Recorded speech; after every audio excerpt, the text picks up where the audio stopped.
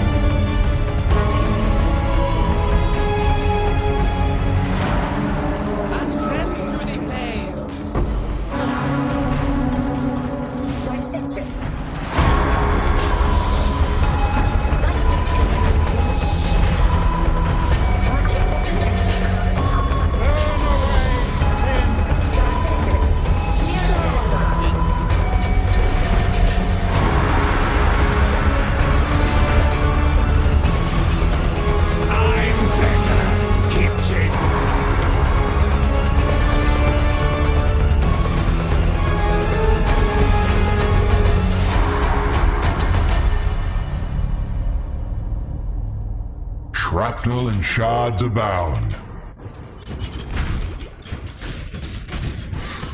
Amiga turnaround. Amiga turnaround.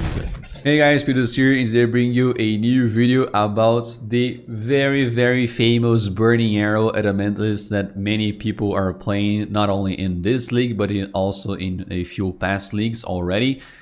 And I think that's mainly because of the recent nerfs due to the explosion chests.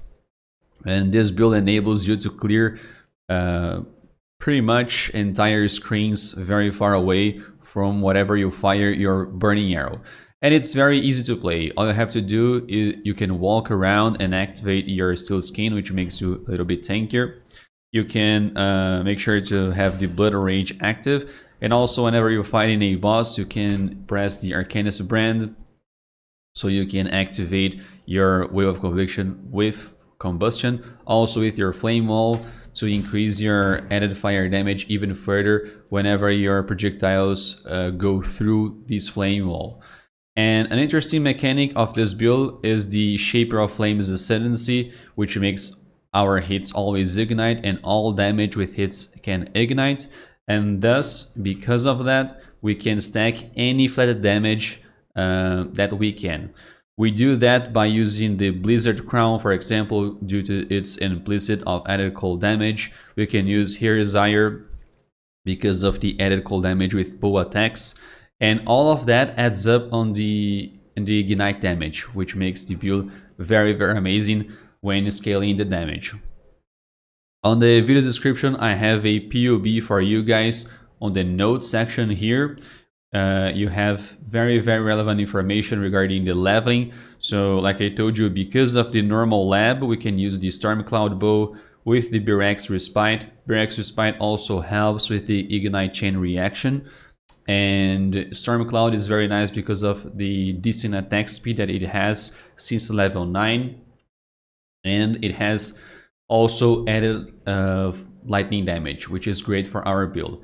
You have your Pantheon, kill all bandits, the Ascendancy Order, and every other important stat that you can look for on your items right here. Also, I have a few suggestions for you guys if you're leveling with Burning Arrow through the acts, so make sure to check this out. Regarding the leveling tree at the bottom left here, I have also a few recommendations for the tree that you could go for while leveling, and also a level 103 tree example for you. And also regarding the skills, we have a Vol Burning Arrow here set up. We also have the Golem setup with Empower and Mid Shield, also with a Summon Ice Golem because my armor isn't a 6 link, but surely if I had one, it would be there. Flame Wall with Arcanist brand, like I told you, without Conviction and Combustion. Portal, Flame Dash, Second Wind, and Steel Skin. Also a Summon Lightning Golem with our Auras, Malevolence, Wrath, and Blood Rage, and Flammability on our ring. Regarding our items, most important here is the Zoph's Nurture Bow because of this Ignite Prolife property, so it's basically a 7 link item. Also because of the recovery life when you ignite an enemy, which is always. And also defensively speaking, you can use a castle damage taken setup with ball lightning, so whenever it activates it will fire a ball lightning, and since it hits an enemy many times, one ball lightning, imagine a screen where you're hitting plenty of enemies, and you will start recovering life basically all the time, and you will be full life. Basically you will never die if you use this setup.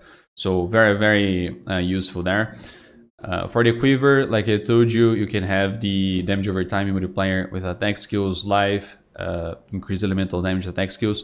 Dexterity is also welcome because our bow requires plenty of dex, so you can use you can get dexterity whenever you can. I got mine on the quiver, on my armor, on my gloves, and also on my rings. Okay, for the gloves, once again you can use the added fire damage against burning enemies.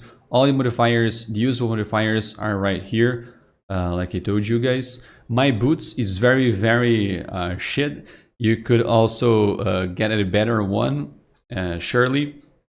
Mine is just have movement speed, life, and resist. The ignite deal damage faster is pretty much mandatory on the boots. Primordial chain, very nice because it helps us stacking plenty of golems. On this build we can have up to 9 golems, so it is very nice because by using the mantra of flames, crimson jewel, it helps us stack plenty of fire attack damage per buff, so very nice. Also because of our cluster jewel here, primordial bond, very nice because of the increased damage per summon golem, and also the increased effect of buffs granted by our golems. Make sure when you buy your large cluster jewel, before buying, actually, whenever you are searching for this jewel on the pathofexile.com/trade, make sure that primordial bond is before these 2 medium cluster jewel sockets, because if it's located here, you will spend 2 additional points per large cluster, which is a total of 4 wasted points basically. So before buying the large cluster, make sure to copy your large cluster here, and then socket in your tree, in a tree that you are looking on the PoB, to make sure that the primordial bond is located before the sockets. Otherwise you will waste points unnecessarily. Okay, we have also the option to use a replica Ember Wake because it adds a lot of damage because of the ignite to inflict deal damage faster modifier. If you're not using against bosses, you can you should use the Berex Respite while mapping, because this will help the ignite chain. You can see how our damage scales up by using the replica Ember Wake, so it is very nice against bossing. On your rare ring, you should be looking for a flammability modifier with dexterity, like I told you, if you can, life, and a prefix open, or just elemental damage attack skills crafted. The accuracy rating modifier isn't necessarily on the ring specifically, but you probably need around 200 accuracy at least on the build. Could be on any other beast jewel, for example, on your build, because the buffs granted by our ice golem will increase this accuracy by a lot. So it is very easy to hit the 100% hit chance, but you surely need a few accuracy ratings somewhere. Just make sure to get this as well.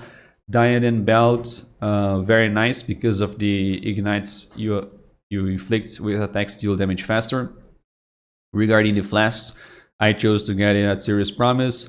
Quartz infusion, it is good. Quartz flask, sorry, it is good because of the phasing, but it could also be replacing this one by a taste of hate in order to increase your damage and your survivability even further. The enduring mana flask always also helps with the mana when you're mapping with the build, also with bossing especially. With mapping, you shouldn't have many problems with your mana when you're using Cinder Swallow because of the recovery properties. I am using the 50 chance to avoid being stunned because I believe this is also welcome when it comes to survivability of the build, especially in Ultimatum because of the immense quantity of the monsters in the map. you're fighting with, and also the Alchemist Quicksilver of Adrenaline, which I think is mandatory for basically any build. The large cluster jewel, I already told you that it's very important for you to check the primordial bond stuff. And the medium clusters, we got 4 of those. This is also very important for you to get the blowback modifier at least. But you could get maybe another modifiers there, other modifiers. But I think your damage will decrease a little bit. So it's really up to you. If you want to spend the currency and have higher damage, this is the best option for you. But if you want to get a probably budget option, you should be looking for other modifiers regarding fire damage, ignite properties, and that kind of stuff. The Anime Stone helps us have more golems, and the Watcher's Eye also, it's either Malevolence or the gain physical damage as extra lightning while affected by Wrath. It's really up to you. Transcendent Mind also helps us build even more damage over time multiplier when you socket this over here. I am using also the Inspired Learning Crimson Jewel by having these 4 nodes here, but you could be replacing this one by Lethal Pride, because Lethal Pride would even increase even further your DPS, because it can give you an extra modifier on these 4 nodes regarding burning damage, ignite deals damage faster, and even increase the maximum life. So these nodes you should be looking when divining a Lethal Pride and stocking here instead of the Inspired Learning. Personally, I think Inspired Learning is amazing, especially in Ultimatum, because it has plenty of rare mobs, but it's really up to the player. So it's a very nice suggestion over here. So you can find very relevant information on the PoB in the video's description. But overall speaking, I invested around 50 exalts on this build, and I don't regret this at all, because the amount of clear speed that this build has is amazing. It is very nice to play, and I'm having lots of fun. I basically do all the content with this build, and I'm level 95, so I'm having a great time, and I hope you guys also do if you're making this build, okay? So I hope you guys enjoyed the video. Thank you very much for watching, and see you next time. What's this? A real challenge. You've finally caught my attention. Die. Watch guilty crumble.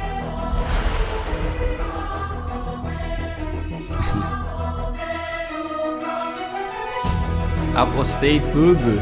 Vixe. Quero ver.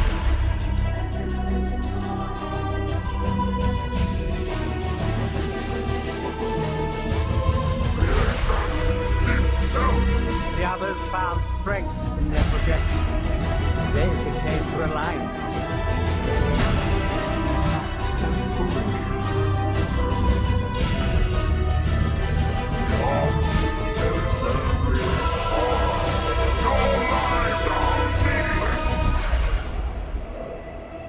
Bora, Sirus, nunca duvidei. Deu all-in que não vai dropar nada. Ah, não.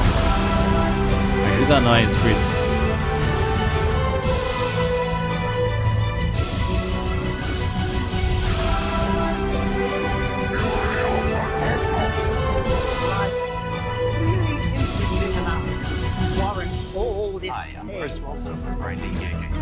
Vambora, Chris. This city is nothing.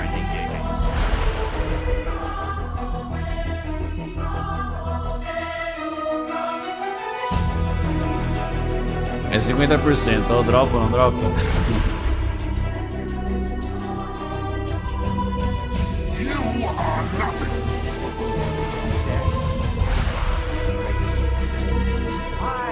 I am alive.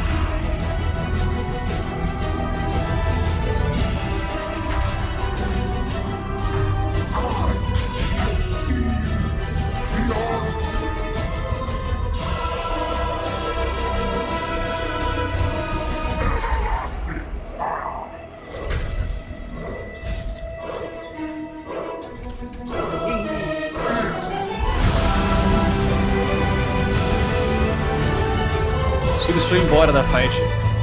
Viu? Fugindo da arena.